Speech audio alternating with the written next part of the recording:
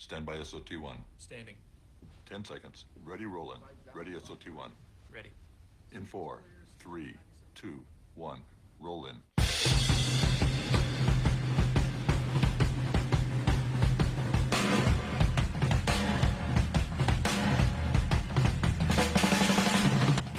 From legendary Uncle Studios in beautiful Southern California, welcome to another edition of Work Comp Matters, the central location for you employees, you employers, and of course, we haven't forgotten about you damn independent contractors. And now, here's this week's edition of Work Comp Matters. And all right, it is Friday, December 3. Welcome to another edition of Work Comp Matters. We are podcasting live on Facebook and now also doing a live feed on Clubhouse. And welcome, everybody. This is the official Work Comp Matters podcast from mancavepodcasting.com. We are live streaming into Clubhouse, and the podcast will end promptly in 28 minutes. And then John and I will stick around for a few minutes. I've got a meeting shortly after, but we will hang out for those of you in Clubhouse. Welcome to Work Comp Matters. We are brought to you by mancavepodcasting.com. If you want to do your own podcast where all you have to do is talk anywhere in the world, all you need is a smartphone or a computer and the ability to talk, mancavepodcasting.com. We will direct it. We will produce it. We will manage it. We will stream it live, just like we're doing right now, and into the cloud forever, all for one low fee. And you don't have to make weekly payments, monthly payments, yearly payments, one low fee. I know you're asking, Steve, what's the fee? It's $50. That's right. $50. You can have your own podcast, which will be managed, directed, produced, streamed live, put into the cloud forever. $50. But, I want to welcome you to Work Comp Matters. We've been doing this show for 5 years now. John has been my co-host for about 3 years. My name's Steve Appel, and I've been in California workers' compensation, employment, labor law for 30 years. I've been doing Man Cave podcasting for 5 years. And by the way, for those of you that don't want to do your own podcast, you just want to listen, you can go on to Man Cave Podcasting anytime you want, 24/7, okay? No obligation, doesn't cost you a single dime. You will not be asked to subscribe. We don't do business that way. Now, maybe I should, but that's a topic for another show, another room. You can go on to Man Cave Podcasting anytime you want. Just click and you can listen. It's a beautiful thing. I want to now give a fantastic introduction to my co-host, Mr. John Scalia. He is not shy, and I'm not shy about saying that I'm 61 years old. John is, well, let's just say he's in his early 70s. Grew up in the Bay Area in beautiful Southern California, 40 to 45-year attorney. Yes, he's the only attorney on stage. He's not shy about saying that. He practiced law, representing injured workers as well as employers, as well as the county and the state and municipal workers as well. And then he retired or semi-retired about 7-8 years ago and moved out to Germany because he not only is a socialist, he loves dealing and living in the socialist life. Hi, John. Happy Friday. Hi, Steve. And so it is. It's another kind of snowy day out here, Nick. The winter has finally arrived. So it's snowing in Munich. How cold is it? I want to say in Southern California right now, it's probably like in the middle 70s. It might get up to early 80s. Well, what's the temperature out there in Munich, Germany, buddy? Last time I checked, it was around freezing, around 32, 28, something like that. And of course, you don't deal with Fahrenheit. You deal with Celsius, right? Yeah, so it's like zero. and by the way, tomorrow I am running a 10K. No kidding. Now, John, you're going to, as I've advised you many times before, you are going to be running on grass or sand or something. You're not going to run on concrete or the sidewalk or gravel, right, John? I don't have a choice tomorrow. It's an organized run. Yeah. And it's 10 kilometers through Olympia Park. Yeah. And Olympia Park is basically paved. So it's basically asphalt and concrete. Now, John, I've run a couple of 10Ks, but this was like decades ago when I was in a different life and about, 40 pounds lighter. Are you going to be wearing knee pads and hand pads? So God forbid, and I would never wish this on you, if you slip or fall, you are not going to totally scrape up your epidermis. I will not be wearing any protective gear. John, you are normally a very smart man with a lot of common sense, and I know I bag on you on this, but that is just not a smart decision, John. Oh, well. Oh, well. So into every life, a little rain must fall. There you go. But, again, want to welcome everybody to Work Comp Matters, where we give you news talk and hopefully some answers for you employees, employers, and of course, we haven't forgotten about you damn independent contractors. I'm going to take the first story, and that is Los Angeles County has its first known case of Omicron variant. Los Angeles County reported its first case of the heavily mutated Omicron coronavirus variant yesterday evening. The development, while not unexpected, underscores the need for residents to continue to take steps to protect themselves. County officials said the infection was likely travel related, as the individual had returned to Los Angeles after flying to South Africa via London on November 22. My response, you think? Just days before the Omicron's detection was publicly announced. And that story is from the LA Times, the Mercury News, and the Daily Breeze. So our first story on Work Comp Matters is that the first person diagnosed with the Omicron variant in Los Angeles County is reported. And for those of you that don't know, the United States has about 330 million people. California has about 38 to 40 million people. Los Angeles has 10 million people. So out of 10 million, we got our first diagnosis of the Omicron variant. John, I don't know what I'm going to do. Over to you. Well, I don't think you have to do anything. It's going to come for you. Oh, great. Oh, great. Wonderful. Well, fortunately, I am fully vaccinated. Sorry. I got the J&J one and done 7-8 months ago, but then now they're changing their mind. I not only need a booster, but like the J&J is not as good as the Pfizer or the Moderna, and then I could and or maybe should mix and match. I don't know. John, I think you said once before, maybe I'm wrong, that you were going to get the booster as soon as you could, but you can't, right? No? Yeah, I tried to sign up and it got fouled up, but I will be signing up for the booster.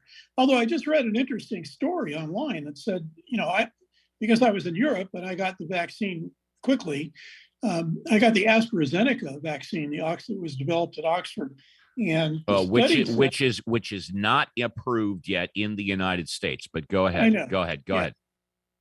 But what it said was that they did a study on the booster shots, and interestingly enough, they said if you have the AstraZeneca shot, if you got the 2 jabs from AstraZeneca, that's not as effective as for the 3rd jab, that you should really get one of the mRNA jabs as the booster. So I don't know which one I'm going to get for the booster. We'll see. But that was an interesting story, I thought. Oh, absolutely. Without question. Go ahead, John. You can take the second story of the day. Okay, Biden calls for patriotic unity, pitches plan to fight Omicron. President Joe Biden said his top experts anticipate COVID-19 cases to increase in the weeks and months ahead as the Omicron variant is likely to spread throughout the United States this winter. So he called on Americans to defend the nation with a unified front. I just can't resist at this point. First of all, apparently, even though I didn't see it, he did his best imitation of Trump by saying Omicron all the time instead of Omicron, because like Trump apparently has trouble talking. And secondly, I don't know what country this guy lives in, because he's calling for unity when this is clearly a totally politicized issue. So good luck, Joe. The article goes on, this is a point to get the nation to come together, to unite the nation in a common purpose, and to think of it in terms of literally a patriotic responsibility, rather than somehow you're denying people their basic rights, Biden said Thursday during a visit to the National Institutes of Health. Biden laid out a strategy to avoid another winter shutdown by beefing up COVID-19 testing, vaccinations, and boosters. The White House wants to get the nation as protected as possible while scientists work to learn more about the Omicron variant's transmissibility and whether it can evade vaccine protection. Isn't that, yeah. Yeah. And John, talking about another potential government shutdown, I can't remember the last time that the Senate bipartisan, with approval of the president or whatever, actually approved a 1-year budget that went in for 1 year. We avoided a government shutdown, a month ago or so. Now we avoided another one. I think we extended it through end of January, start of February. I'm not sure, but I have advocated for a long time, and I still do, that the number one responsibility for our legislators in Congress is to pass a budget. Now, of course, you've got the Democrats that want all of these different, and it's referred to colloquially and old school as pork barrel spending. Sorry, it's been known that way for decades. And then you have the Republicans that are saying, well, we're okay with this, but we don't like this. And then the Democrats said, well, you got to take it all as a package or forget it. And the Republicans said, well, forget it. And the Democrats caved. Okay. But in my opinion, the first responsibility of a congressional representative, be it in the Senate or the United States representative, is to pass a budget fiscally on time for 1 year, or you don't get paid. That is what our tax dollars are paying for you. One of your primary responsibilities is to spend our tax dollars as well as to create a proper fiscal budget. And if you don't do it, you don't get paid. John, I'm going to ask a rhetorical question.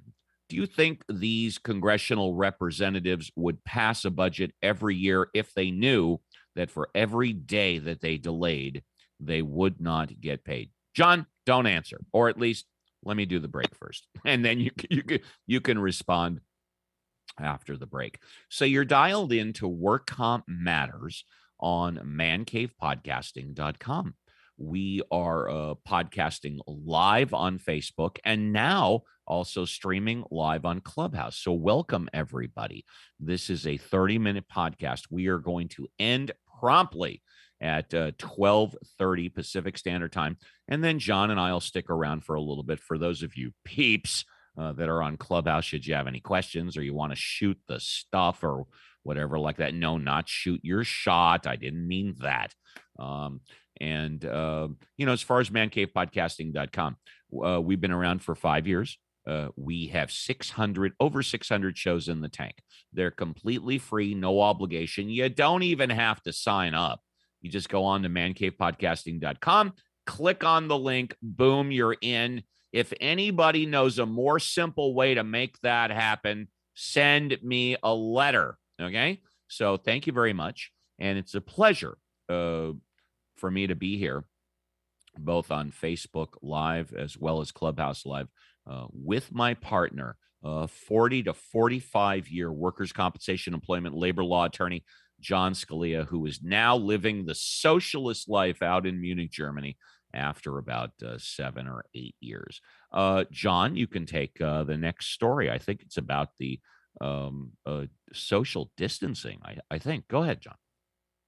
Well, actually, I'm going to respond to what you just said. No, please do. Take your time, buddy. Take your time.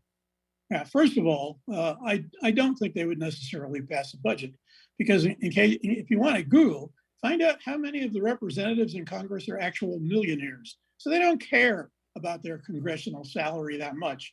If they miss it for a month or 2 months, first of all, they'd make it retroactively payable anyway. But secondly, it wouldn't matter. And it doesn't matter which side of the aisle you're on. Almost all of them are millionaires, okay? So the answer to that is they're having too much fun making the budget a political football, and they don't care. So that wouldn't change. Secondly, in terms of your reference to pork barrel, I would say the difference is this. The Democrats' pork barrel is for the working man, and the Republicans have pork barrel, and it's called tax breaks for the rich and corporate pork barrel for corporations. And so I think the only difference in pork barrel is who's getting it. And with the Republicans, they have just as much of it, and it goes to corporations and the rich. There. Okay, now I'll go to my next news item, which is short, actually. Atlanta Journal-Constitution, 6-foot COVID-19 distancing rule arbitrary, study finds. Imagine that. Social distancing quickly became part of the lexicon when the coronavirus pandemic began 2 years ago. The World Health Organization defined it as staying 3 feet away from one another. The Centers for Disease Control and Prevention doubled that. Nearly overnight, footprint decals appeared on store floors. And yes, we have them in Munich, spaced 6 feet apart. Memes and jokes popped up online, many from introverts who cheered staying away from other people. So, as it turns out, apparently there was no science behind the fact that, stay away from each other. It's sort of like, wash your hands for 30 seconds. And if you only wash them for 20 seconds, you're a germ carrier. I mean, the problem is that the people in public health have this pressure to say something and do something to appear as if they're doing something helpful. And the problem is they're probably better off just shutting up. Steve. And thank you very much. Let's see. We go from one Southern California story in Los Angeles to another Southern California story in San Diego. COVID outbreak in San Diego County jails prompts lockdown.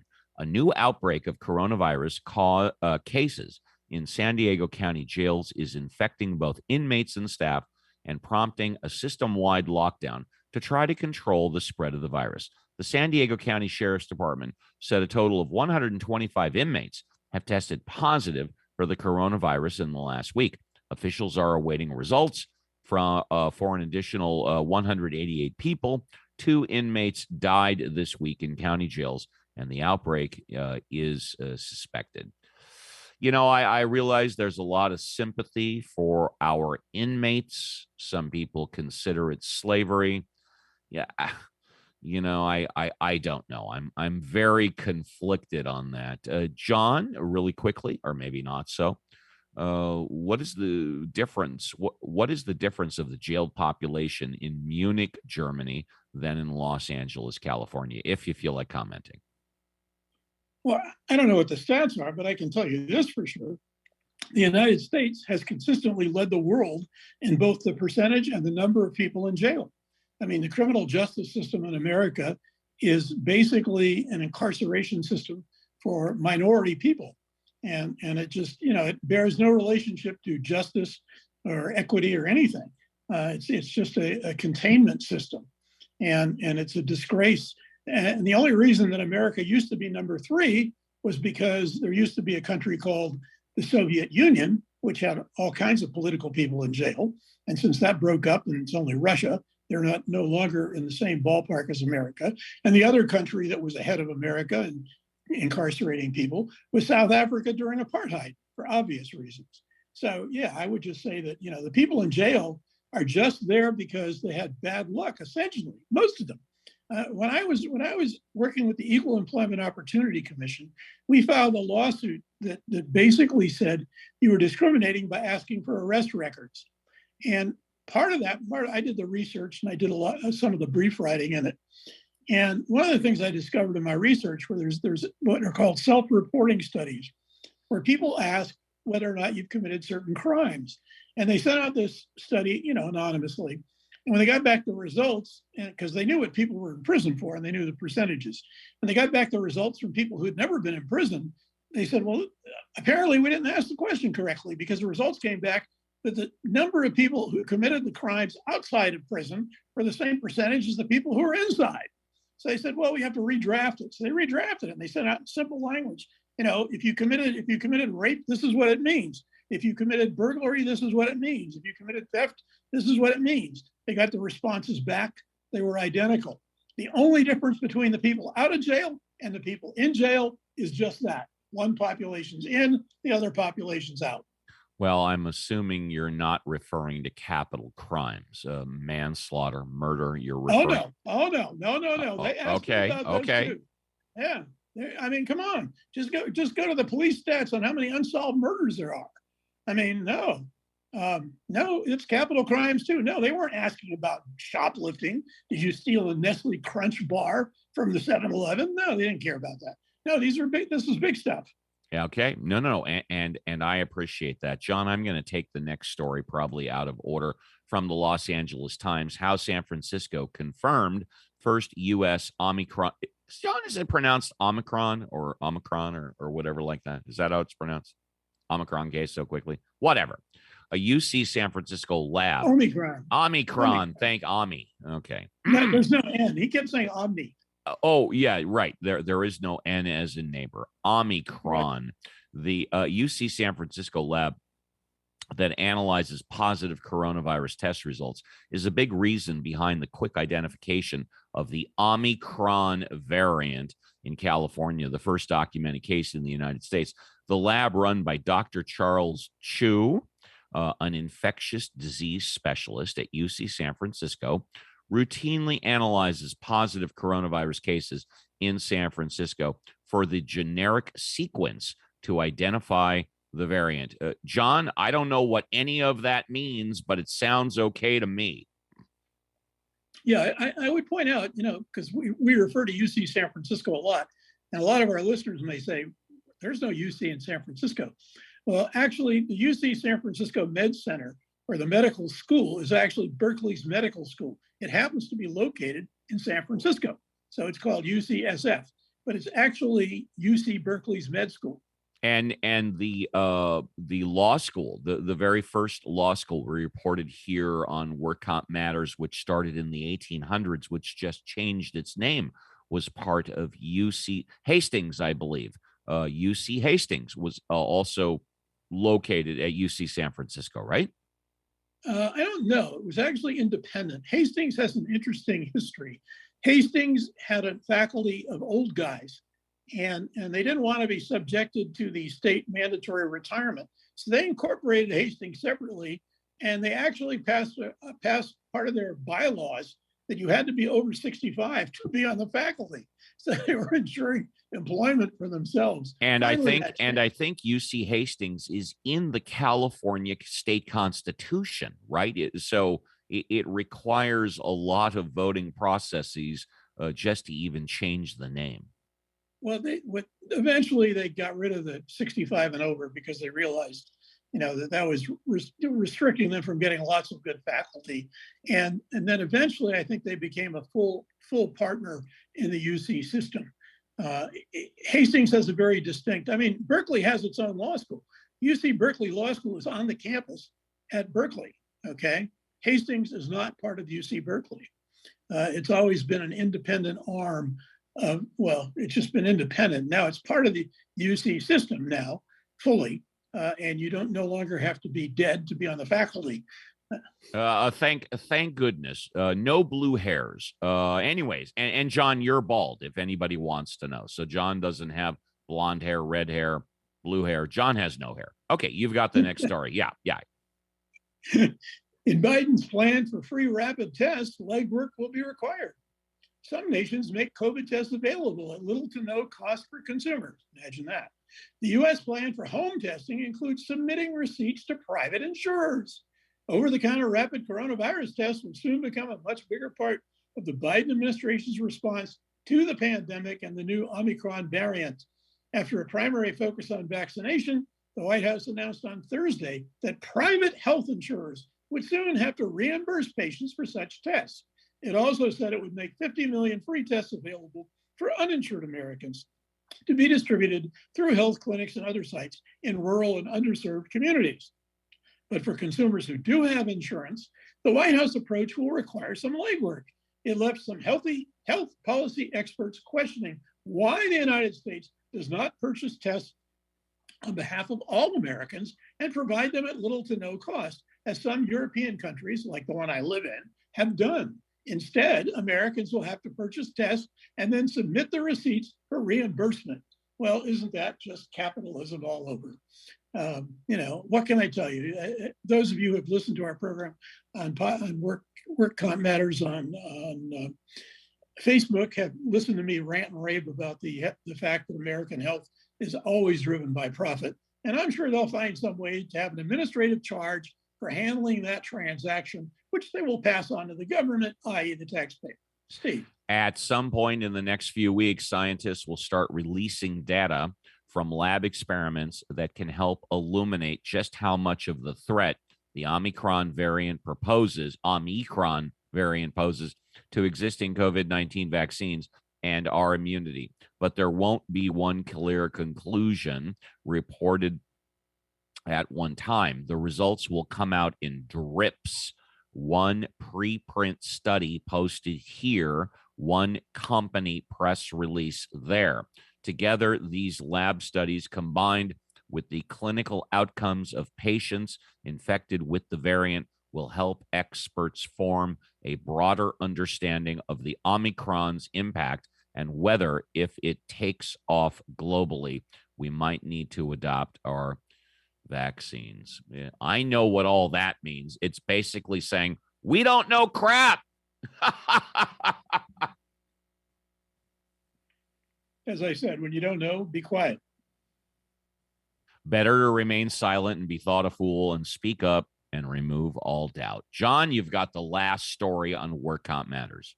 Okay, this is somewhat close to home for me because I did my undergraduate work at Santa Clara University. And this is from the Bay Area News Group. Santa Clara University students call on administrators to increase mental health services.